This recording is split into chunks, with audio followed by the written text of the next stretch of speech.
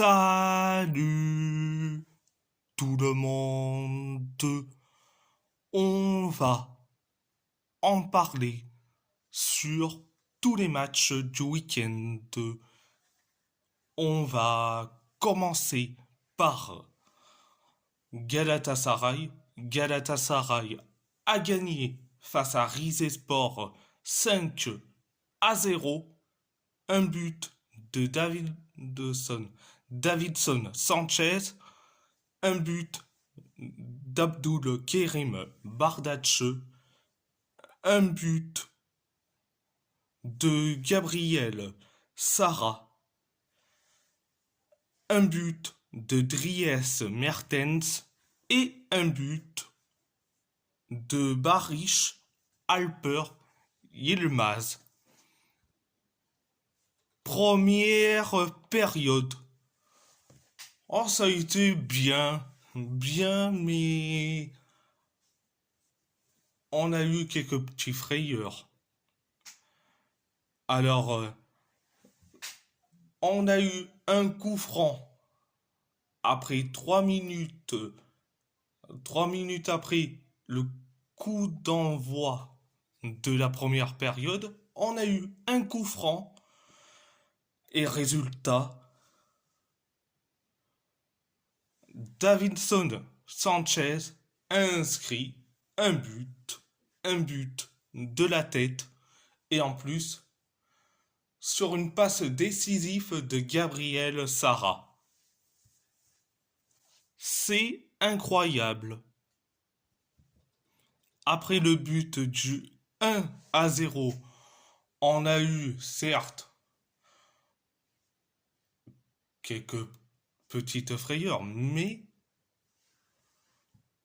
heureusement que on a eu le tir loupé, le tir complètement minable de Victor Osimhen. Osimhen, notre nouvelle recrue.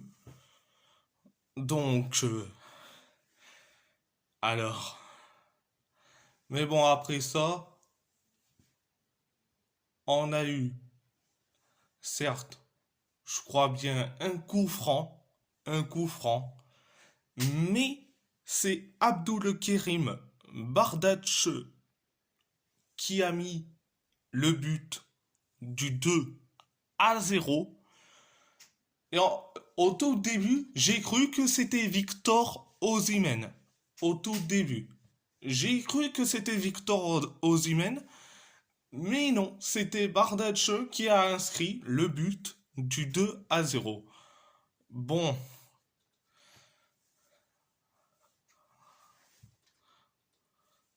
Donc, après le but du 2-0, on commence à galérer comme pas possible. Donc, c'était la première période. La deuxième période, 4 minutes après le coup d'envoi de la deuxième période, Gabriel Sara a inscrit le 3-0. Un but du 3-0. C'était incroyable. C'était incroyable. Après le but du 3-0, 12 minutes plus tard, Dries Mertens a inscrit le but du 4-0, un but merveilleux. Donc, après le but du 4-0, 19 minutes plus tard, Barry Chaper Yilmaz a inscrit un but merveilleux, le but du 5-0. Donc, et après le but du 5-0, on commence à faire du mieux en mieux. Et après, voilà, c'était la deuxième période. À part ça, c'est tout. On va parler du PSG. Le PSG qui a gagné face au Stade brestois 3-1, un but sur penalty de Romain Del Castillo pour le Stade brestois, un doublé de Ousmane Dembélé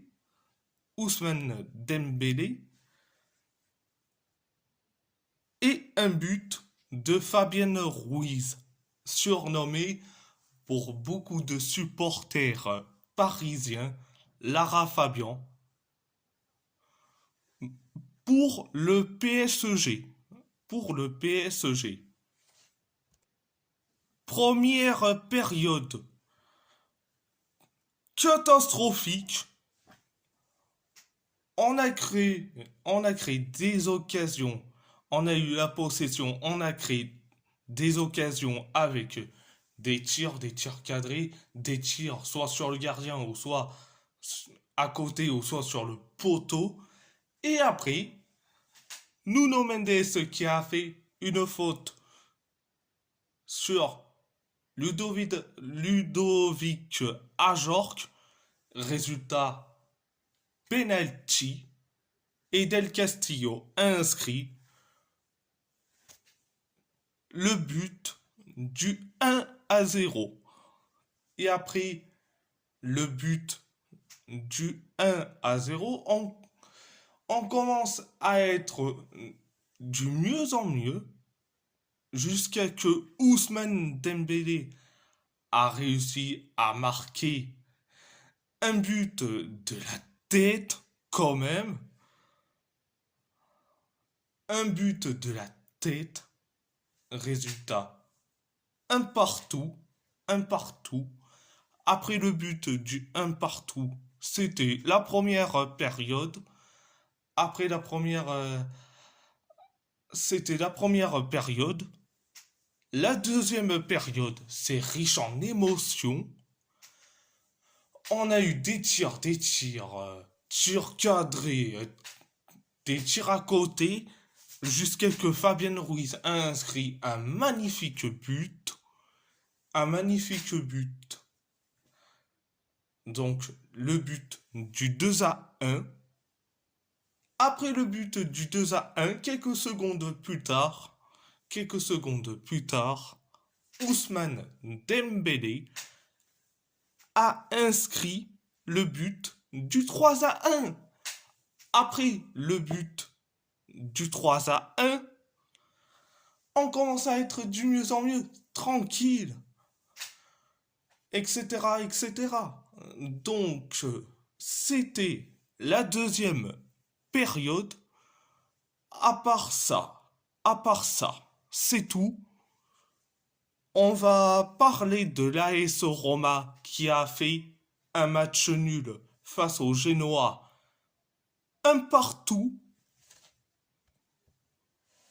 Un but d'Artem Dovbyk pour la Roma. Pour la Roma. Et un but de Connie de Winter pour le Genoa. Première période, ça a été catastrophique, mais on a été mieux. Pourquoi? On a eu des tirs, on a eu des tirs cadrés, mais on a eu aussi une faute non sifflée. Et en plus, pourquoi une faute non sifflée alors Connie de Winter a complètement fait une faute sur Dybala dans la surface de réparation? Ça aurait pu avoir penalty, mais non, l'arbitre, il s'en fout royalement. Et en plus, ça c'est le premier scandale quand même. Après, on a eu des tirs cadrés, et après, Artem Dovbyk a inscrit le but du 1-0. L'arbitre a cru qu'il était hors jeu. Il était hors jeu. Ils ont mis 15 heures carrément, 15 heures dans leur cabine téléphonique, les arbitres vidéo, dans leur cabine téléphonique, ils ont mis 15 heures pour voir s'il n'y a pas hors-jeu sur le but de Dovbyk. Résultat, le but a été validé. Bon, franchement, les arbitres vidéo, ils mettent 15 heures pour voir s'il y a pas hors-jeu, s'il n'y a pas hors-jeu de Dovbyk. Après, France Télécom, c'est arbitre télécom. Vu que les arbitres vidéo regardent plus depuis leur cabine téléphonique plutôt que dans leur camionnette. Donc, le but est validé. Donc, 1-0 pour l'AS Roma. Après le but du 1-0 pour la Roma signé Dovbyk, c'était la première période. La deuxième période, ça a été catastrophique. On a eu que un tir et après, plus rien. On s'est fait marcher dessus par le Genoa, carrément. On s'est fait marcher dessus, carrément. Le Genoa, ils arrivent avec des tirs cadrés. L'arbitre qui a mis un carton rouge à Daniele De Rossi, je n'arrive même pas à comprendre. Franchement, ces arbitres-là, ce n'est plus possible. Et après, le Genoa, ils ont créé des situations, des occasions, jusqu'à que Connie de Winter, dans les dernières secondes des temps additionnels de la deuxième période, il marque un but.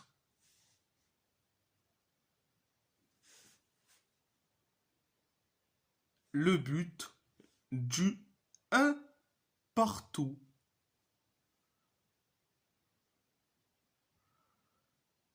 Donc, c'était la deuxième période.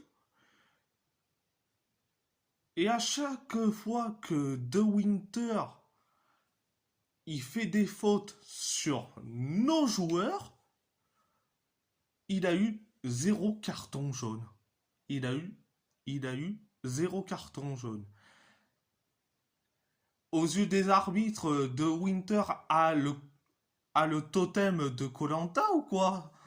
Pour pas être inquiété par les arbitres. Je n'arrive même pas à comprendre.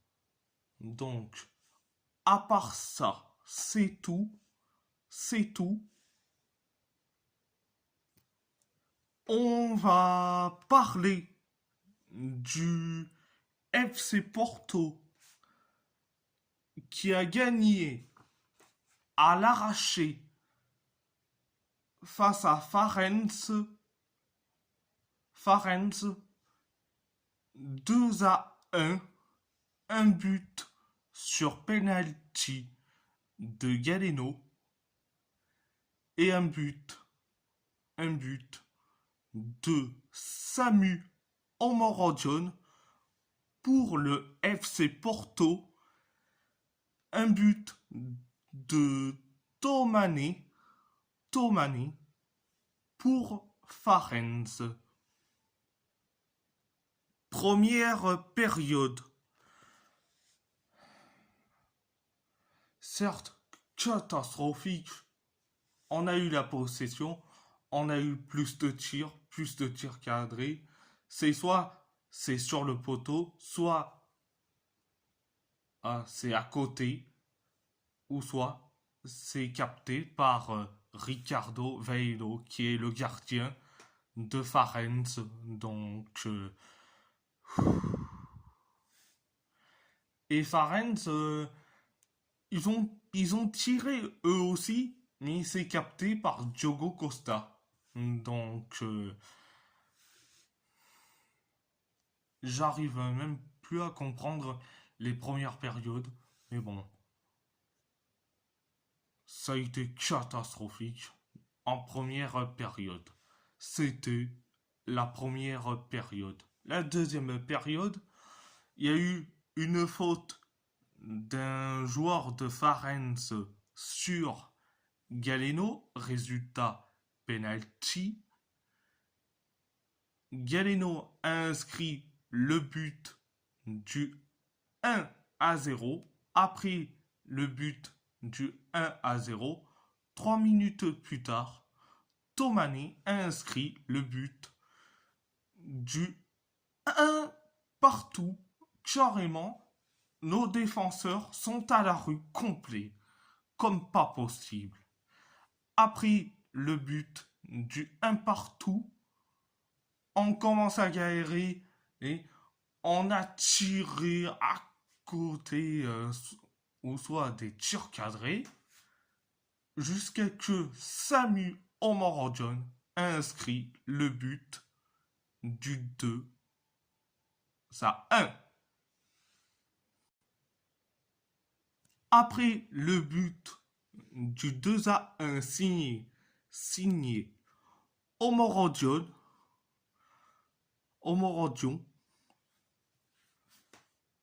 on commence à être du mieux en mieux. C'était la deuxième période. La deuxième période.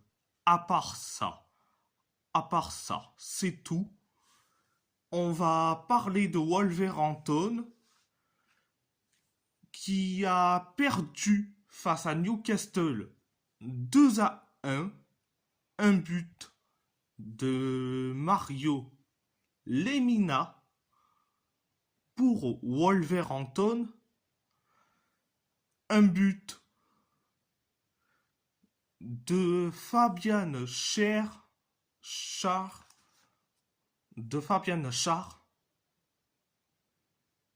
et un but de Harvey Barnes pour les Magpies ou Newcastle si vous voulez. Première période. Ça a été limite. On a eu quelques petits frayeurs, mais heureusement qu'on a eu des tirs cadrés, un peu de possession quand même. Et après, jusqu'à que Jørgen Strand Larsen a fait la passe décisive la plus phénoménale. Ça atterrit jusqu'au pied de Lemina qui a inscrit le but du 1-0. Donc, c'était la première période. La deuxième période, catastrophique. On s'est créé quelques situations, mais soit c'est à côté, soit c'est capté par le gardien. Et après, on encaisse un but merveilleux de Fabian Schär. Un but merveilleux. Et après, donc c'était le but du 1 partout. Après le but du 1 partout, quelques minutes plus tard, on encaisse un deuxième but. Le deuxième but signé Harvey Barnes. Le but du 2-1. Après le but du 2-1, on commence à couler comme pas possible. C'était la deuxième période. À part ça, c'est tout.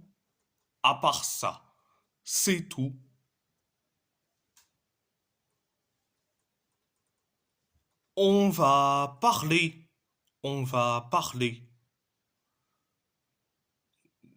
de l'Athletic Bilbao. L'Athletic Bilbao a gagné face à Las Palmas à l'arraché 3-2. Un but d'Olian Sunset, un but de Nico Williams, un but d'Aitor Paredes et un carton rouge de Mikel Jorge Guizar pour l'Athletic Bilbao. L'Athletic Bilbao, un but de Sandro et un but d'Alex Munoz pour Las Palmas. Première période, ça a été bien. 7 minutes après le coup d'envoi de la première période, Oyen Sunset a inscrit un but. Et en plus, le but est merveilleux. Après le but du 1-0, l'Athletic commence à être encore meilleur, surtout sur les possessions, tir cadré. Et Nico Williams a inscrit le but du 2-0. Après le but du 2-0, on commence à être mieux, mais on a eu aussi quelques petits frayeurs, quand même. Mais heureusement qu'on a Ruben Aguirre Zabala. Il est bien meilleur. Donc, c'était la première période. La deuxième période, c'est catastrophique. Et encore un scandale arbitral.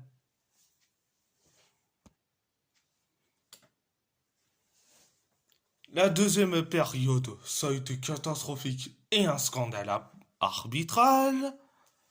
Donc, en plus, Jean Guizard a reçu un carton rouge sous prétexte que il a fait une légère petite faute sur un joueur de Las Palmas.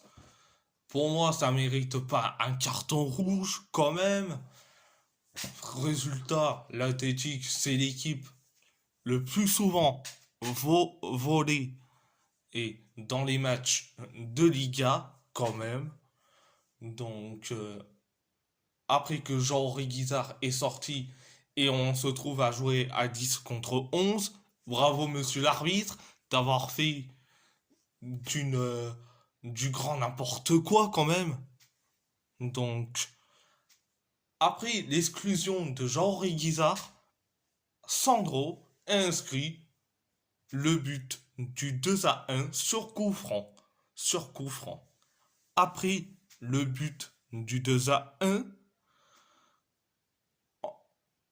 on commence à être du mieux en mieux jusqu'à que Aitor Paredes a inscrit un but de renard des surfaces. Le but du 3-1. Après le but du 3-1, on commence à être catastrophique jusqu'à que on fait une faute bête et encore un coup franc. Mais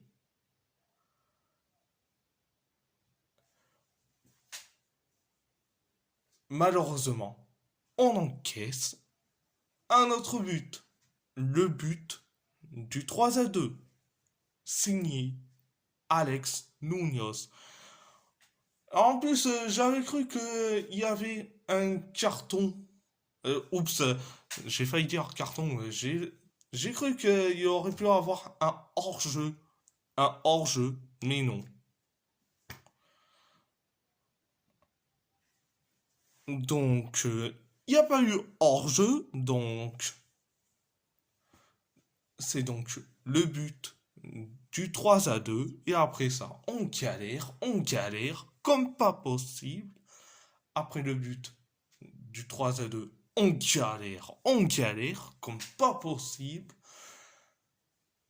Donc, on on a galéré comme pas possible et heureusement que on a une bonne défense quand même. Donc, c'était la deuxième période. À part ça, c'est tout. À part ça, c'est tout. Et si la vidéo vous plaît, abonnez-vous à ma chaîne. Abonnez-vous à ma chaîne YouTube. Likez, commentez si vous avez envie ou pas. C'est votre choix. À part ça, je vous laisse et merci beaucoup.